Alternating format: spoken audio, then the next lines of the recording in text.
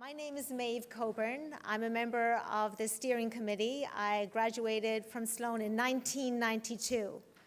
I have the pleasure and honor of introducing Daena Giardella.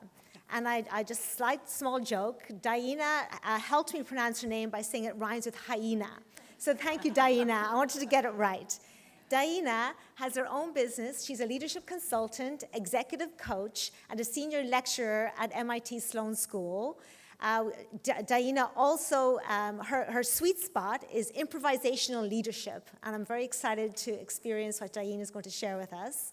Daena also teaches many electives for the Sloan Fellows, the Executive MBA program, and the Sloan MBA program.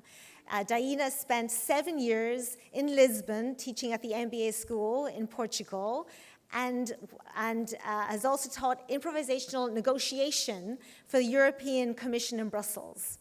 What's super interesting for me about Daena also is that Daena is also an actor, a director, and a member of the Screen Actors Guild and American Federation of Radio and Television Artists. So Daena combines the skills of acting with leadership to be present fully in the moment, to bring your best self, and is teaching, in my world, what is one of the future skills of leaders and the future of work, which is mastering masterful conversations, the ability to have a masterful conversation, to use yourself as a tool to intervene for transformation and change. And with that, I would like to invite Daena to the stage. Thank you very much. Thank you. Thank you so much. Thank you for that very generous introduction. I really appreciate that, Maeve. And hello to all of you. Hello. Let's just take the group pulse. How are you doing? Right? Has this been an amazing day to digest, to experience, right, and to be around? I've had so many fantastic conversations. Have you had them too? Out there, everywhere, and in here. I want to begin by putting out an invitation to you.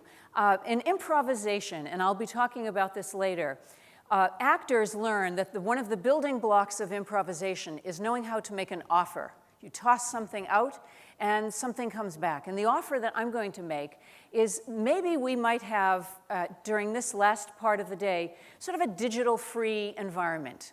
We're not going to have any text messages that will ask questions that I'll be answering. Anything we do will be actually in the moment. We're going to go kind of old school and actually talk with each other occasionally with questions and answers.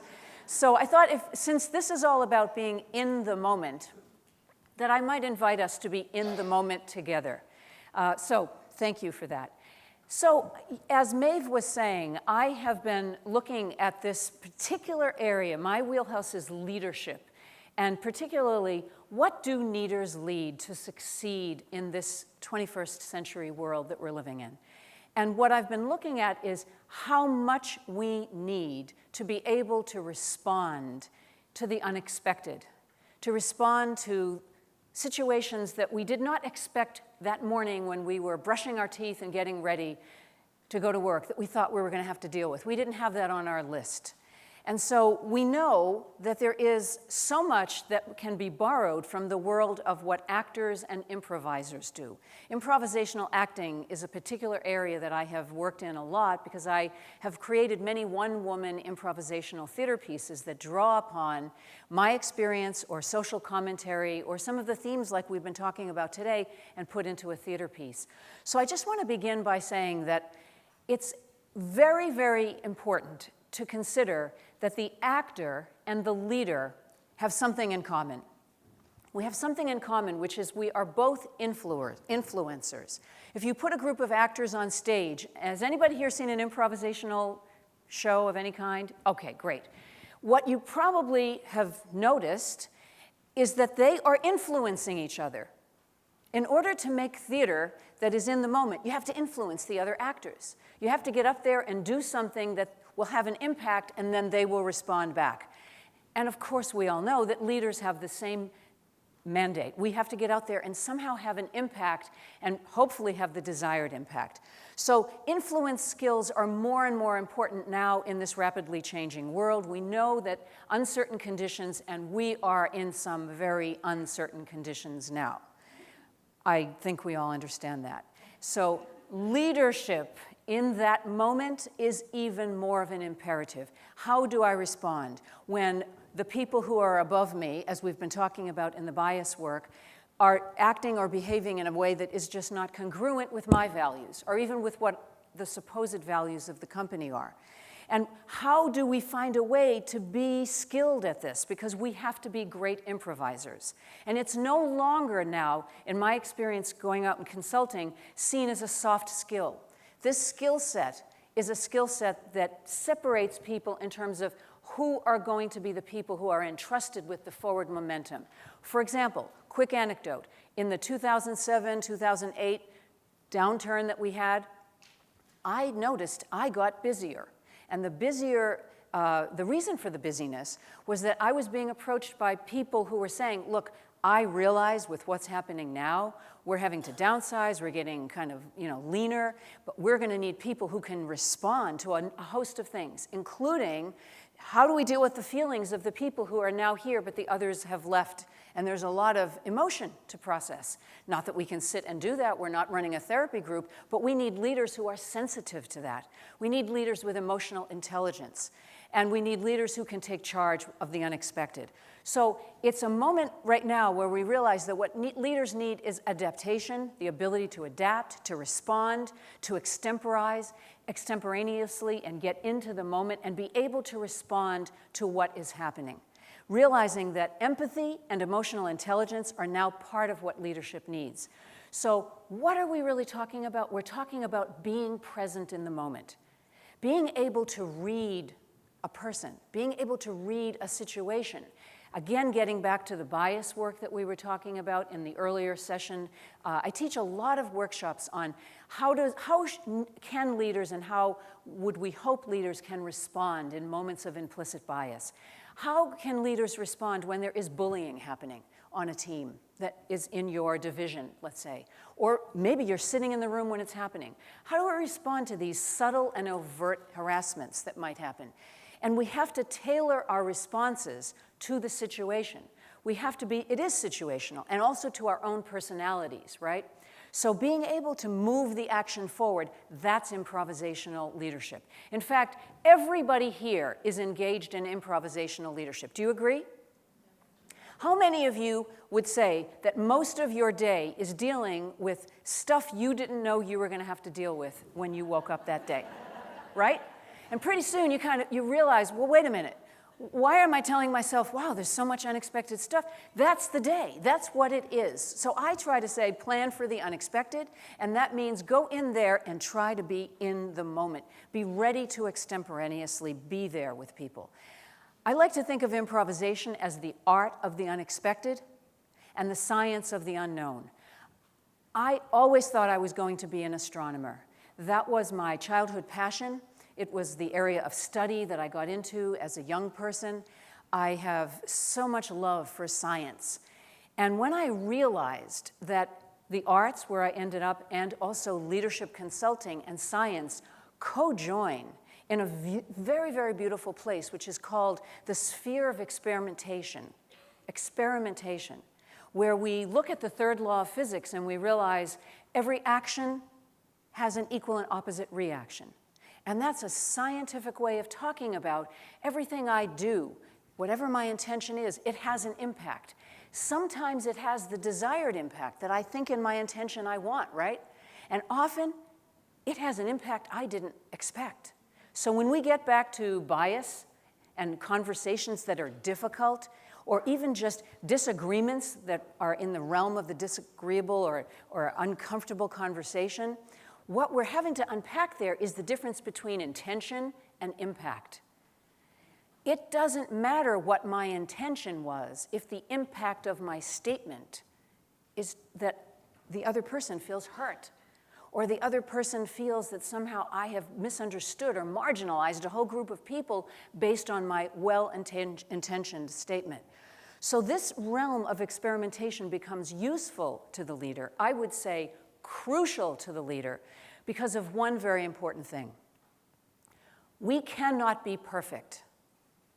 It is impossible to be perfect. If we look at Carol Dweck's work around girls and boys and what happens with girls and boys, maybe you've read Mindset. Anybody here read the book?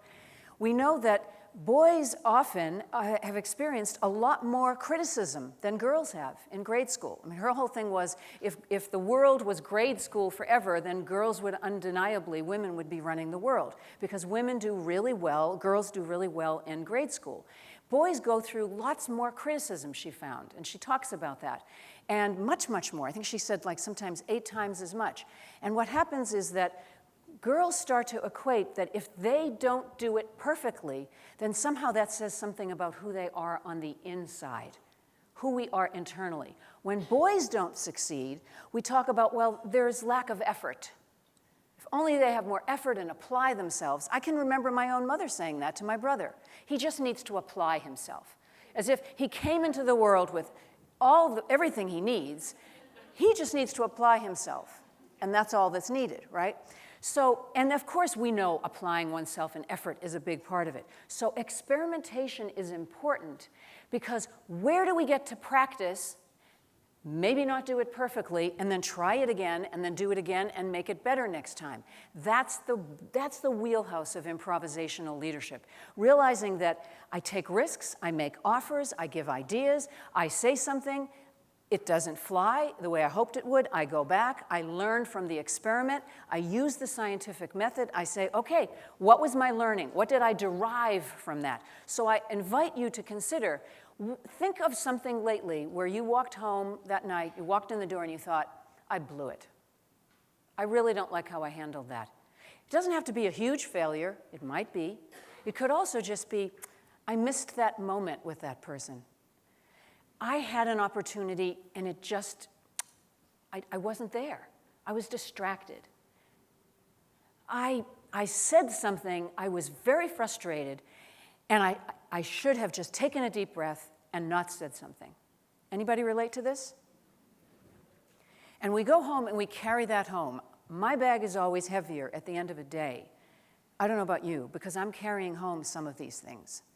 And so I've been practicing this for years. We're all practicing it for years. And still we walk home with that bag of stuff, right?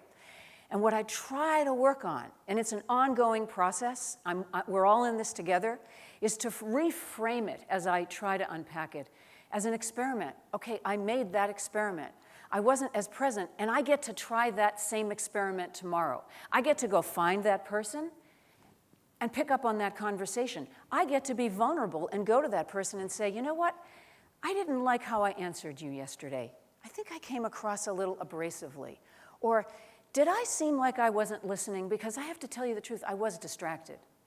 And that's where vulnerability is very connected to the improvisational leadership piece and to the acting piece, because actors have to be able to go out and do a less than perfect show with a reviewer sitting in the front row, and you know now the world will know about that less than perfect show. And in a way, we all walk around with reviewers in our head, right? We're reviewing ourselves in terms of how we just did. So we have to learn how to stumble and get up and rebound and have resilience. It's all about the rebound. The most experienced improvisers, right, and leaders are all learning and very adept at rebounding. So immediately when we talk about improvisation, invariably, those of us with very analytical minds, and I count myself in that subgroup, immediately think, well, wait a minute, does that mean I have to just throw away all the planning and all the preparation? It's one of the most common questions I get about improvisational leadership. So I want to say that one of the myths of improvisation is that actors or jazz musicians just get up there and just do whatever they're thinking and wing it, when in fact, it takes an enormous amount of practice and preparation to be an improviser or to be an improvisational leader. We need the planning, the analysis, the data, the research, the structure. And we need to balance that with spontaneity, with the ability to go off the agenda, which has all the data, if what's happening in the room is something extremely compelling. If an idea gets raised that even contradicts my agenda item, I want to listen to that idea, right? How many people feel right now, I'm comfortable shifting gears and being spontaneous? Honestly, be honest about that. And being spontaneous, and for how many of us is that difficult, being spontaneous? Being asked to stand up and speak spontaneously, for example, that's another form of spontaneity. And I'm doing this so you can also look around and see subgroups of who's feeling which way. So if we're asked to speak unexpectedly, what do we call on? We call on our awareness. We call on what we know. We've been highly trained in the area. The most important thing we need to call on is our ability to be in the moment, making relationships with the people we're talking to. And that often is the first thing that goes out the window when we get nervous. Do you know what I'm saying? We get nervous. We do not see the people in front of us. We only think about, what am I going to look like? Will I sound stupid? Will I sound like I know what I'm saying? Oh, I wasn't ready for this. And all this inner chatter starts happening. Here's the thing. Most of the pain that we experience in our everyday leadership experience is coming because, and this is true in life in general, I think this is actually a Buddhist principle.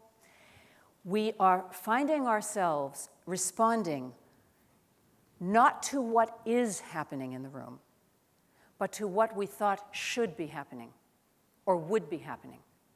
And we are in a jam internally because we are not really responding to what's happening. We're in an internal construct of where we should be. And that's where improvisational leadership lives, is in that moment. How do we make that better? How do we improve that? Well, there's a skill set, it turns out. There's a mindset. And this mindset is something that we don't read it once and then say, okay, great, I've got the mindset. This is like yoga or practicing the martial arts or any other practice that we may do. Sports, whatever you play, whatever you do. It's about bringing ourselves back to it, bringing ourselves back to the mat. Like I used to study Aikido. It's a martial art. There's a saying, go back to the mat, go back to the mat. So the improvisational skill set is the mindset of being in the moment, which means continuously watching. How much am I rushing out to my phone? If I have 4 minutes between now and the next thing, am I right away here? Do I ever stop and just sense, where am I? Where am I now compared to what happened 5 minutes ago in that meeting? Am I working with some extra emotion? Was a thought raised that I need to jot down because I need to follow up on it? Do I need to just take a deep breath and look outside and notice that it's actually really nice outside today? To get in the moment with that. That leads us to the second part of the mindset, which is to be open, to be curious. Improvisers know this. We cannot do improvisation on stage if we're not curious about what the other person is saying. There's a need to be engaged in a way that is beyond just simply being a passive listener. But speaking of listening, improvisers know that we have to be not just listeners, but high-stakes listeners. When you're on stage and a group of actors, like if 3 or 4 of us got up now, by the way, who's improvised here in the past as an actor on stage? Great. So you know, if you came up here and just started doing an improvisation, we have to be absolutely in high-stakes listening because everything that happens, there's an expression, you use whatever happens. So if a car backfires outside, you use that. You bring it in. You're listening to what the audience hears and you incorporate it. If somebody makes a mistake and calls me by the wrong character name, I have to find a way to incorporate that and have it make sense in some way. So it's listening as if our life depends on it. That's why I call it high-stakes listening. And in fact, when it comes to negotiation, when it comes to leading teams, when it comes to working in the milieu of business, the life and death of a deal can be dependent on how well we're listening. The life and death of a relationship, trust, can be made or broken based on how well I'm listening to the other person. Yes? So collaboration, bottom line, it has to be. We're building relationship. This whole day, I've been thinking about it, was all about building relationships. How do we build relationships with each other? And it's been a day of creating that tapestry together where we put all the strands together and understand what helps us make the best possible relationships with each other, our teams, our organizations, and our world. And with that comes realizing that relationships themselves are unpredictable. and people's goal set change.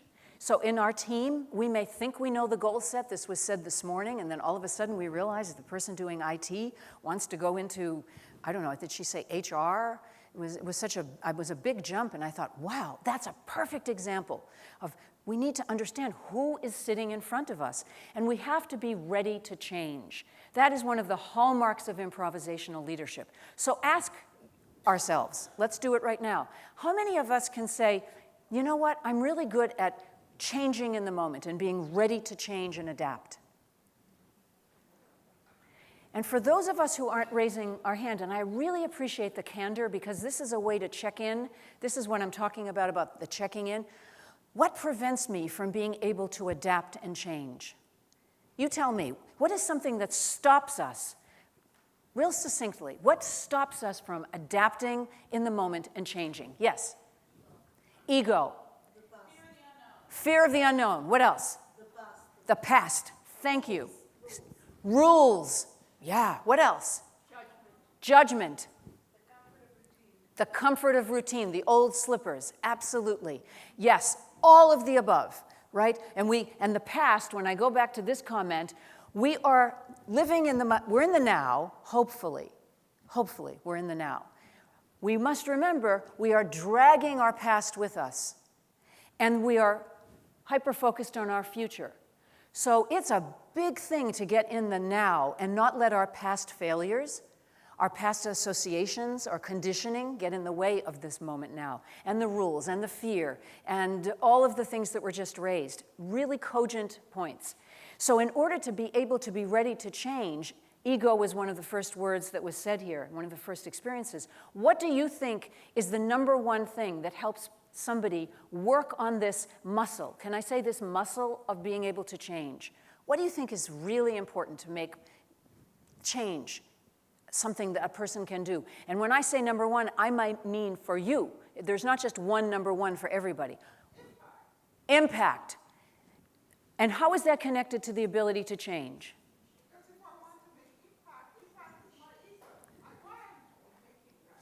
Yes, and so are you saying that in order to have an impact, I have to work with my ego responses in the moment? Or are you saying I need my ego in order to have an impact?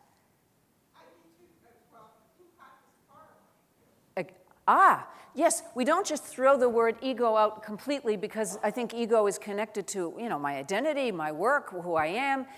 I think I get your point in some way. And so I want to have an impact. If I throw everything away and I'm just changing with everything that's going on, then where is my vision? Improvisational leadership is not about, oh, you said that idea, let's throw my agenda out and go do this. Let's throw the whole thing. No. It's about finding that balance where I make the person who is saying this new unexpected thing feel valued while I'm also making sure I'm driving an agenda that is important so that I can have that impact.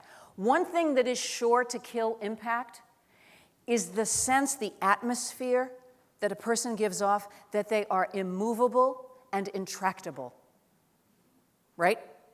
Because now it's not about impact in an inspirational way. Hey, come with me, I have a vision, let's get on board, I'll get you invested too, we're on the same team. Now it becomes authoritative, right? I'm telling you you have to do this, and that's the impact because I'm intractable, and I don't want to hear anybody's ideas. So don't even bother to tell me. Now, of course, that's an extreme, right? So our ability to change also depends on our ability to sense, I have internal confidence. I'm going to connect the ability to change with confidence. I'm confident that I can hear these new ideas, I can actually be changed by what happens in the room and not lose my center. I am not outsourcing my center to the control that I feel I have over the room in disallowing something to arise that wasn't in my mind. In fact, I turn it around with people I'm coaching. Tell yourself that, in fact, your center is inside, and if you have total mastery in that moment of yourself, the ability to shift in that moment with what is unexpected is actually very, very helpful in terms of getting the ultimate impact, because the more I can get those voices from the team, let's say, in the meeting, spoken, People are then invested. And if I know how to respond, right, then I have now gained that person's collaboration, going back to that earlier one. So it's the confidence to know, I know who I am, and I know how to bring the conversation back. I know how to respectfully hear the idea and say, you know what, I don't know that we can go to that right now. I'm so happy you raised it because it brings up X, Y, Z, and we would not have thought about that. Can we circle back to that in the next meeting? So this is what adaptability is about. Willingness to take risks is another part of the mindset, and the absolute awareness of the big picture. This is all part of improvisation on stage and obviously for leaders. I've got to take that risk. I have to put myself out there. I have to stretch the comfort zone. I have to leave those comfortable pair of slippers that is my identity in the way I respond. Well, you know, I'm raised to be conflict averse. I have a family where nobody ever had any conflict. We did our conflict in silence. So you know what? I'll just keep that comfortable way of responding, because I know those slippers. They're worn out, they don't have any support, I'm getting calluses on my feet, but you know what? I know those calluses. They've been with me for years. And so we go home and we say to ourselves, well, is that really helping me? What's the risk I need to take? Take a deep breath next time and maybe help that conflict come to the surface and constructively frame it the next time, because that's the risk that's needed, because I'm aware, big picture, that this company isn't going to do well if we keep sitting on our criticisms or our conflicts. So I mentioned earlier that the building block of improvisation is called an offer, and I love that it's called an offer, partly also because we use that term in business all the time. And a very interesting side story is I grew up in a family where both of my parents worked in banking. My mother was way ahead of her time, and she had a high-level position in banking. She worked her way all the way up to the top. And she was in the operations end. My dad was in the more customer-facing end. And I would listen, and I was, really into, learning lots of different parts of theater in my early days as a teenager, and science, of course, too. And they would be talking about offers and things that were happening in the offer world, and I would be learning about offers in improvisation. And then I realized they are so co-joined. And that's when I started to create this model around improvisational leadership. The offer in any conversation, to make this very clear, is anything you say or do that moves the scene forward. That would be called an effective offer. It sure is an offer if you say something that makes the scene get stuck. We would call that an ineffective offer. Strong offers are offers that have lots of detail and that help move the action forward. So when you see a group of actors, they don't just say the same thing back and forth. They keep creating new possibilities for action, right? Those of you who have improvised. The same is true for leaders. We want to make offers that get people engaged, that get other people, their wheels turning so that their ideas start flowing, so that they can make a response back. And we call that building on an offer. And the key to a strong offer, there is actually an art to this. It can be studied, it can be learned, it can be practiced, it can be mastered. It is not just luck. When you look at somebody and say, wow, when she facilitates a meeting, she has this thing about her. She knows how to get people moving and get people engaged. That's not magic. What she has is a yes-and mindset. The basis of strong offers is a yes-and mindset. It's the basic principle of improvisation. Have any of you heard of it? It's becoming more and more common. When I used to be teaching this 25 years ago, I had to heavily translate this in some settings when I was in companies where they had no sense of don't even go near talking about anything that has to do with acting or improvisation. And the thing is, now it's much more acceptable. People want people to come into their companies with improvisation background. The yes-and mindset says, whatever is said to me, I have a mindset. Not that I'm going to agree with you automatically. People mistake this for, I'll say yes, I'll never say no. No. It's a mindset that says, okay, we're in a volley back and forth, and I have a mindset that says, okay, you sent me an offer. I accept that that offer has just been sent, and now I'm going to volley an offer back to you. I'm going to add yes and how about this? as opposed to the yes but mindset, which is basically a mindset that shuts down brainstorming. It shuts down creativity. It is the enemy of innovation. It's very, very dictatorial. It's basically, yeah, but that's fine. Have you ever noticed when you're in a conversation and you've just said something that you feel is important? It's a contribution you've just made in a meeting. And somebody turns to you and says, yeah, well, that's a really great point, but I feel blah, blah, blah, blah, blah, blah, blah, blah. What happens at the point when they say but? Close down, what else? Get defensive. It's a negation. It basically says, the but says, yes, but is everything you just said before that, yeah, it's a nice little thing you just did, but the important thing is here. Or, I don't really think that's great. I just had to say this faux kind of compliment to tell you what the real deal is. Let me get down to the real deal. Thank you for speaking, because I know that's important. We're all trying to speak now. So the yes and mindset is a really, really important attitude to be able to cultivate, particularly if we have to tell somebody no.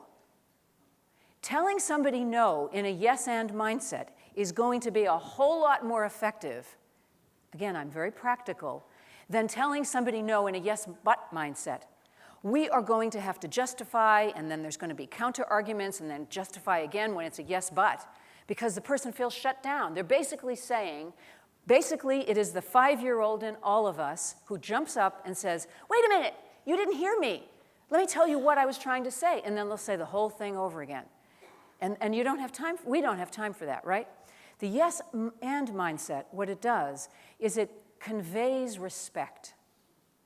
All kidding aside, it conveys, I value that you just shared that. I value the thought process that went into sharing and thinking about that idea. And I want to appreciate it. So when we do that, we are inviting collaboration instead of shutting it down.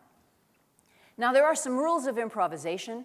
I'm going to just jump right through them because we don't have time to really delve into them. But a couple that I want to mention to you really strongly are don't block. Always look to build.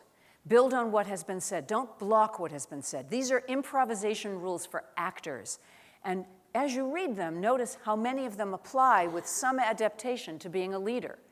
Don't block, don't contradict. If somebody comes in as an actor and declares, to the other person, if I come and I'm improvising with you and I say, oh, Mom, I really don't feel like going to school today. The actor realizes that it would be a block if she said to me, I'm not your mother. Because I've just created an offer to say, hey, let's play a scene about you're the mother and I'm the daughter, right? It would be a block to deny that. Subtle blocks can happen, though, sometimes, where we might say something, and I might say, I was really upset when I got home from school, and I don't want to really talk about it, but something really upsetting happened. Let's say we're doing an improvisation. And if this actor then just says, oh, you know what, I want to tell you about where we're going tonight for dinner. That would be a block in the scene, in the realm of acting, because that actor didn't pick up on the juicy offer I gave that there's a conflict going on inside of me. Now, we do this all the time unwittingly in our conversations, right? Somebody has a nonverbal cue that they're not comfortable with something, or maybe they do say something that has some content that I'm not sure I want to get into that. If we block it completely, we may end up finding that we have missed a moment. Now, I'm not saying we can stop and talk about every single thing at every moment, but realizing that blocking, when we do it, it stops the scene. The other basic principle of improvisational leadership and improvisation is make the other person look good. This comes also from negotiation work. I've done things with Harvard Law School for years, consulting. We try to help people who are in negotiation training realize that ultimately, if I come in with force and I make you look bad, I am not doing anything for my position. If I make the other stakeholder look good, even if we are diametrically opposed, I am doing a lot to build trust, to build relationship, to make the other actor look good. So in that example of the actor calling me the wrong name on stage, perhaps, accidentally getting the character name mixed up, what I would do as an actor would be to say something about, oh, I know, I had that nickname for so many years, it's so hard to keep all my names straight, right? So now I've made that person look good. And you can see how that could be transposed into a leadership context. How to help somebody kind of come in off that limb. Listening, building on what other people say, not judging oneself, and not judging others. Basic principle of improvisational acting. And I want to say one more thing about making the other person look good. I mentioned, and you know, some of you were in the workshop this afternoon, when we are leaders trying to influence people who might have said something inappropriate, our reflex will often be to come right back out with a strong statement that really makes them know that was not okay. And sometimes it can be very, very harsh because we're feeling that. And we have to work on the self-discipline to make sure that we're speaking to the humanity of the person we're speaking to, which is a way of helping them to feel like they might come to the awareness that that was inappropriate. It's very difficult to do this with elegant effectiveness. And what I am not saying is make a harasser look good, okay? I am not saying that.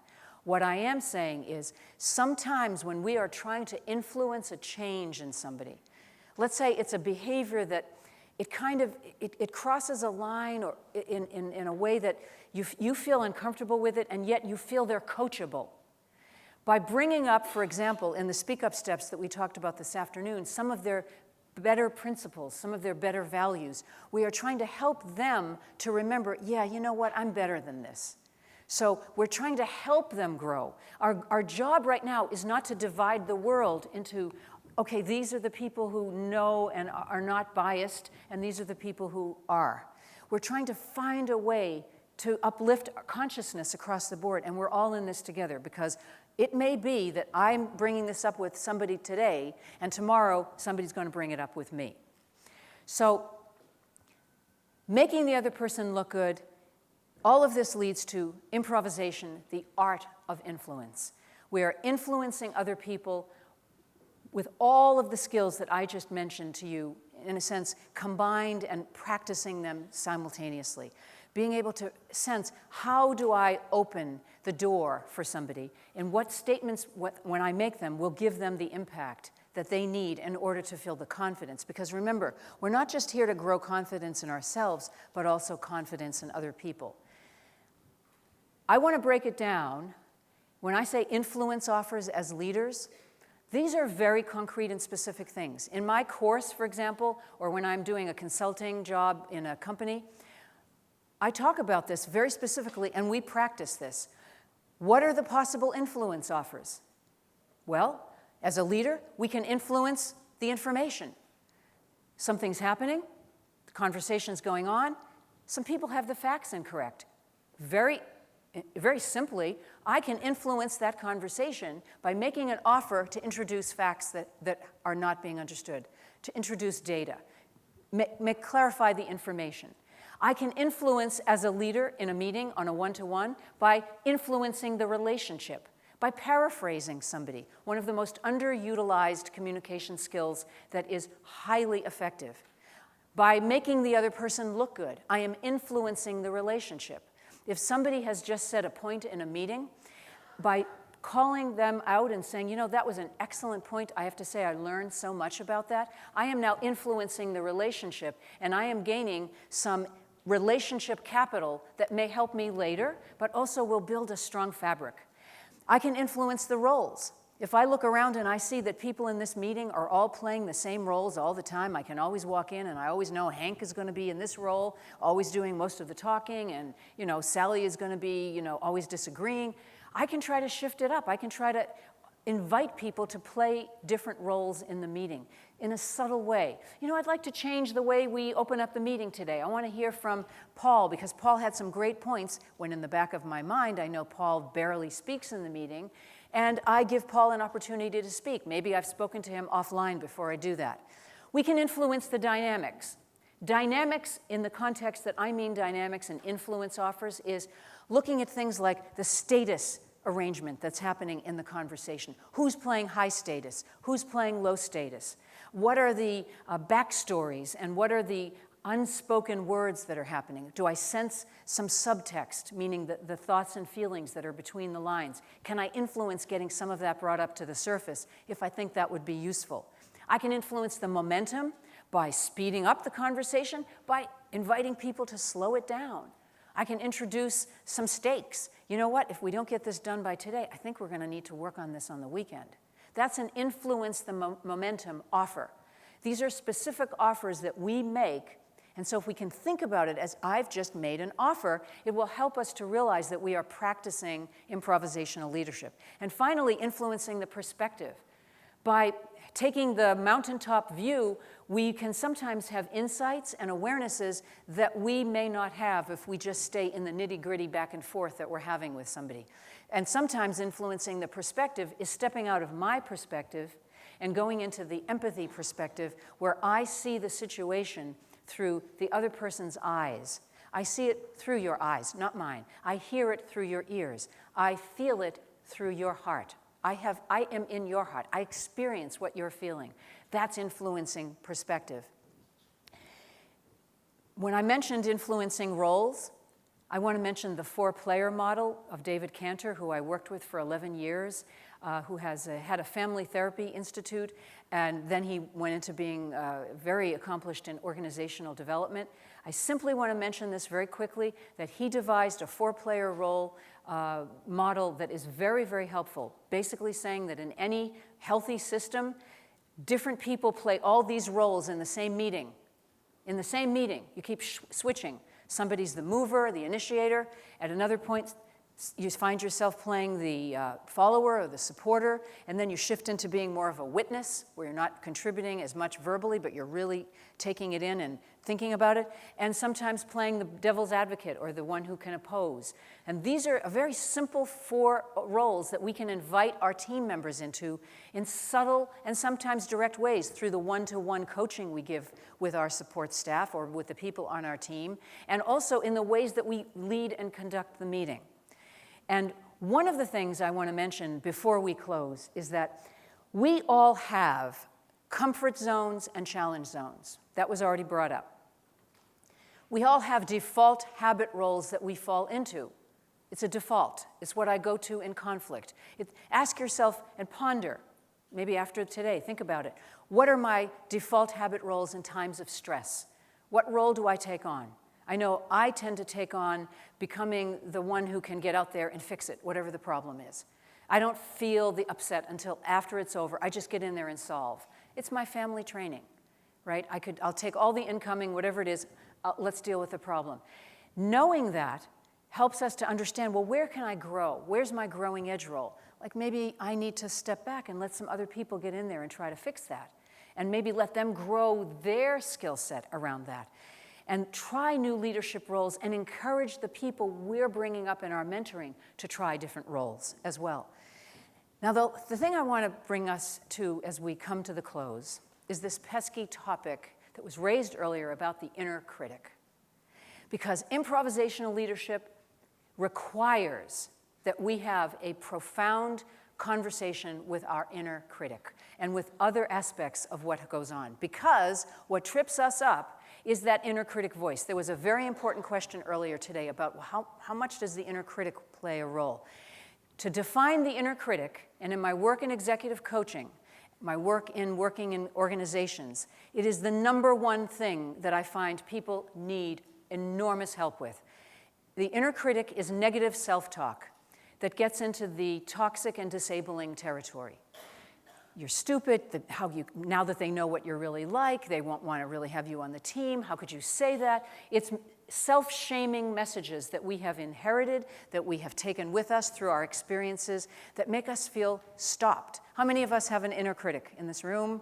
Thank you. Yes, of course. And it's very active, and it has a very, very creative aspect to it. The inner critic is one of the most creative parts of us, because no matter how much therapy, self-awareness work we do, no matter how many seminars like this we do, the inner critic creatively finds a way to get us, right? So I like to think of it as, okay, I got to harness that creativity. There's creativity in my inner critic, I've got to harness it. And one of the ways to help do that, there's a very specific way to work with the inner critic that I like to do. I've come up with this notion that we get triggered. We need to know when our inner critic shows up. Is it before? Is it during? Is it after events? And realize that we all have an inner editor, which is different than the inner critic. The inner critic hijacks the inner editor. The inner editor is like when we're writing a piece or writing a book. We edit. We think about what we want to say, what we don't want to say, how we might change it. We have the same function when we're interacting with people. We can imagine, well, how would I change that interaction? Like my earlier example, when I go in, I'll go talk to her tomorrow and tell her I didn't like how I said that. That's a healthy, functional aspect of our influence ability. When the inner critic gets involved, it holds the editor hostage and tells us that everything we've said is bad, it's not redeemable, and in fact, now they really know what you're really like. And now the world is going to know. It's a very toxic message, and it comes from shame. Also, we need to cultivate the inner champion. Look at the people we most admire in the world and realize that that is a reflection of something inside of us that we're seeing reflected outside, externally, and we have that in us. That's our champion. Remember times when we have handled something well and go back and refer to that when we are in times that are tough. Some students at Sloan said that to me recently. She said, my inner champion is me remembering the last time my inner critic had me by the throat and I felt like I couldn't even come back to school. And then I remembered, you know what? I picked myself up the next day. I walked into class even though I had totally blown it in the previous class, I felt, and I did it, and I know I can do it again. So that's what the inner champion gives us the ability to do. So I want to just leave it there because I think we're at the end of time, and I want to give us a chance to sort of mull on some of those ideas and thoughts and realize that there's so much more to say and probably so many more questions to raise. And at the same time, this is what we have for now, and improvisationally, we may pick it up at some other point. I'm here later if you want to ask questions. I'll be hanging around a little bit. It's been a pleasure talking to you, and I hope that there are some takeaways that you can walk away with that feel helpful. So thank you very, very much. Thank you. Thank you.